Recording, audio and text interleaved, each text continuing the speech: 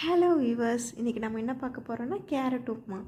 உப்புமானாவே எல்லாருக்கும் கொஞ்சம் பயம்தான் சாப்பிட்றதுக்கு. இருந்தாலும் இந்த உப்புமா கண்டிப்பாக சின்னவங்கள்லேருந்து பெரியவங்க வரைக்கும் ரொம்ப பிடிக்கும். இதில் நம்ம கேரட் ஆட் பண்ண போகிறோம். இது ரொம்ப டேஸ்ட்டாக இருக்கும், கலர்ஃபுல்லாகவும் இருக்கும், ரொம்ப ஹெல்த்தியாகவும் கூட. அதனால் சின்ன பசங்கள்லேருந்து பெரியவங்க வரைக்கும் எல்லாருமே விரும்பி சாப்பிட்ற மாதிரி இருக்கும்.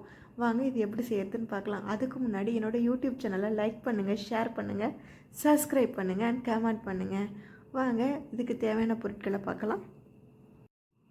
ரவை 100 கிராம், கேரட் துருவல் 1 கப், வெங்காயம் 1, பச்சை மிளகாய் 2, கடுகு 1 ஸ்பூன், உளுந்து 1 ஸ்பூன், கடலைப்பருப்பு 1 டேபிள் ஸ்பூன், கடலை எண்ணெய் 5 டேபிள் ஸ்பூன், உப்பு தேவைக்கேற்ப. வாங்க இப்போ எப்படி செய்யலான்னு பார்க்கலாம்.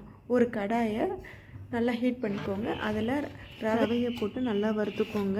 இது வறுத்த ரவையாக இருந்தாலும் சரி, வறுக்காத ரவையாக இருந்தாலும் சரி, நம்ம அதை நல்லா ரோஸ்ட் பண்ணிக்கணும்.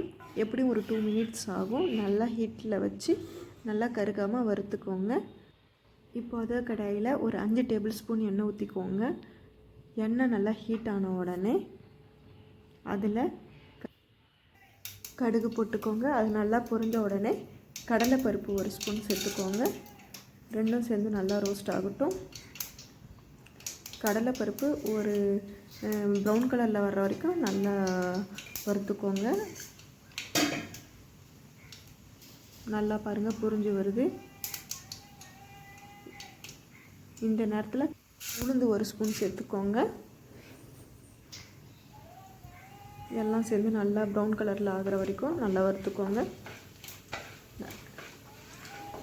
ஹீட் வந்து ஸ்லிம்லேயும் ஹைலையும் மாற்றி மாற்றி உங்களுக்கு ஏற்ற மாதிரி வச்சு நல்லா வறுத்துக்கோங்க. ரொம்ப கரிஞ்சிர விட்டுறாதீங்க.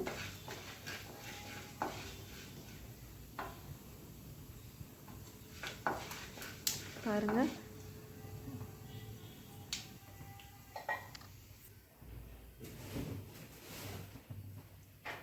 நல்லா வறுத்தாச்சு. இந்த நேரத்தில் கருவேப்பிலை ஆட் பண்ணிக்கோங்க. பாருங்கள், நல்லா இன்னும் உடனே பச்சை மிளகாய் சேர்த்துக்கோங்க. ரெண்டு பச்சை மிளகாய் நல்லா கீரை சேர்த்துக்கோங்க. அவங்கவுங்க காரத்துக்கு ஏற்ற மாதிரி சேர்த்துக்கோங்க. பாருங்கள், நல்லா ஆகிடுச்சு. இந்த நேரத்தில் நம்ம என்ன பண்ண போகிறோன்னா, வெட்டி வச்சுருக்கிற வெங்காயம், பெரிய வெங்காயமாக இருந்தால் ஒன்று, நல்ல பெரிய வெங்காயமாக ஒன்று ஆட் பண்ணிக்கோங்க. அது நல்லா நீல வாட்டுக்களை அரிஞ்சுக்கோங்க. அரிஞ்சிட்டு ஆட் பண்ணிக்கோங்க. எப்படியுமே உப்புமாவை பொறுத்தவரைக்கு நீட் வாட்டுக்களை அரிஞ்சிங்கன்னா அது வந்து பார்க்குறதுக்கு நல்லாயிருக்கும். அதனால் நல்லா வச்சுக்கோங்க, அரிஞ்சிக்கோங்க. நல்லா ஒரு 50% வேகிற அளவுக்கு நல்லா அதை வதக்கிக்கோங்க.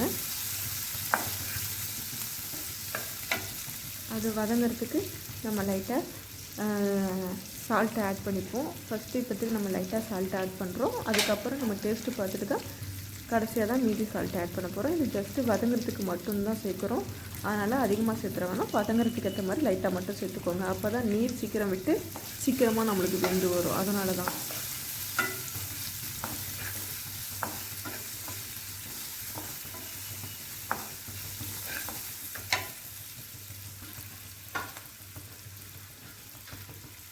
நல்லா வெந்துருச்சு. ஒரு 50% ஆகிடுச்சு. இந்த நேரத்தில் நம்ம துருவி வச்சுருக்கிற 1 கப்பு கேரட்டை ஆட் பண்ணிக்கிறோம்.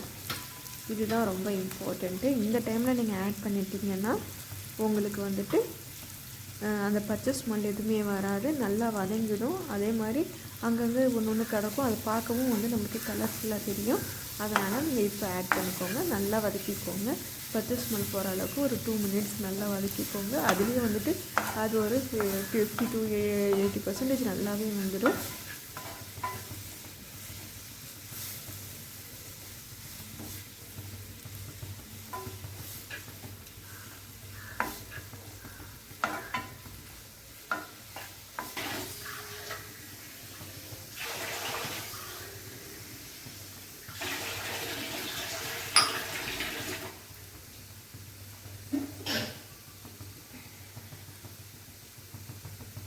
பாருங்கள், நல்லா வந்துருச்சு. இப்போ வந்துட்டு நம்ம தண்ணி ஆட் பண்ண போகிறோம். 1 கப்புக்கு 3 கப்பு தண்ணி ஆட் பண்ணணும். அப்போ நம்ம 100 கிராம் எடுத்துருக்கோன்னா 300 கிராம் தண்ணி ஆட் பண்ணுங்கள். அப்போ தான் பார்த்திங்கன்னா கொஞ்சம் சாஃப்டாக வெந்தால் தான் நம்மளுக்கு வந்துட்டு கொஞ்சம் லேட் ஆனாலும் நம்மளுக்கு வந்து ரொம்ப கல் மாதிரி இல்லாமல் சாஃப்டாகவே இருக்கும். அது இல்லாமல் இந்த உப்புமா வந்துட்டு கொஞ்சம் லைட்டாக தண்ணியாக இருக்கிற மாதிரி இருந்துச்சுன்னா டேஸ்ட்டு கொஞ்சம் நல்லாயிருக்கும். ரொம்ப உதிரியாக இருந்தாலும் நல்லா இருக்காது. அதனால் கொஞ்சம் தண்ணியாக எடுத்துக்குவோம். தண்ணியாக இருக்கிற மாதிரி தட் மீன் ஒரு கேசரி அளவுக்கு அந்த அளவுக்கு இருக்கிற மாதிரி எடுத்துக்கோங்க. அப்போ தான் அதோட டேஸ்ட் வந்து சூப்பராக இருக்கும். இப்போ நம்ம வந்து ஒரு மூடி போட்டு அதை மூடி வச்சுக்கலாம்.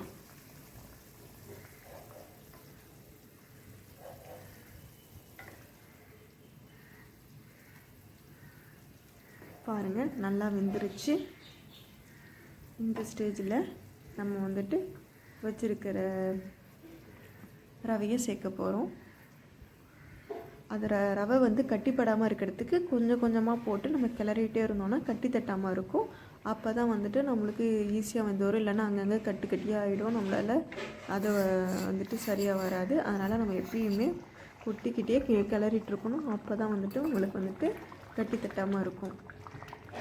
பாருங்கள் இப்போ எப்படி இருக்குதுன்னு கொஞ்சம் கூட கட்டியே இல்லாமல் அழகாக வந்திருக்கு. சாஃப்டாக இருக்குது பாருங்கள், உங்களுக்கே பார்க்க தெரியும். இந்த நேரத்தில் ஒரு மூடி போட்டு ஒரு 2 மினிட்ஸ் வச்சுருங்க. சிம்மில் வச்சு வைங்க. அப்போ தான் வந்துட்டு உங்களுக்கு வந்துட்டு நல்லா வெந்து வரும். நான் இந்த நேரத்தில் சால்ட் ஆட் பண்ணிக்கிறேன். ஏன்னா நம்ம முன்னாடியே சால்ட் ஆட் பண்ணிட்டோன்னா தண்ணியில் வந்துட்டு நம்மளுக்கு வந்து பதம் சரியாக தெரியாது. அதனால் நம்ம கடைசியாக சால்ட்டு பார்த்துட்டு ஆட் பண்ணிக்கிட்டால் தான் நம்மளுக்கு வந்துட்டு கரெக்டாக இருக்கும். அதனால் இந்த ஸ்டேஜில் சால்ட்டு நான் ஆட் பண்ணியிருக்கேன். நீங்களும் அதே மாதிரி ஆட் பண்ணிக்கோங்க. ஆட் பண்ணிவிட்டு இதை வந்துட்டு ஒரு 2 மினிட்ஸ் மூடி வைங்க.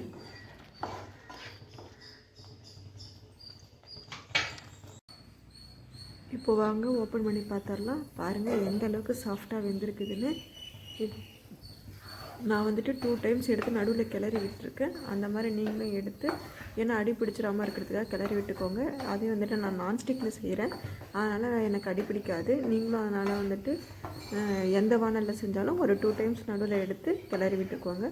பாருங்கள் நல்லா வெந்துருச்சு. இந்த ஸ்டேஜில் ஆஃப் பண்ணிக்கலாம். அவ்வளோதான், சூப்பராக ரெடி ஆகிடுச்சு. நீங்களும் உங்கள் வீட்டில் கண்டிப்பாக செஞ்சு பாருங்கள். என்னோடய யூடியூப் சேனலை லைக் பண்ணுங்கள், ஷேர் பண்ணுங்கள், சப்ஸ்கிரைப் பண்ணுங்கள், கமெண்ட் பண்ணுங்கள். தேங்க்யூ.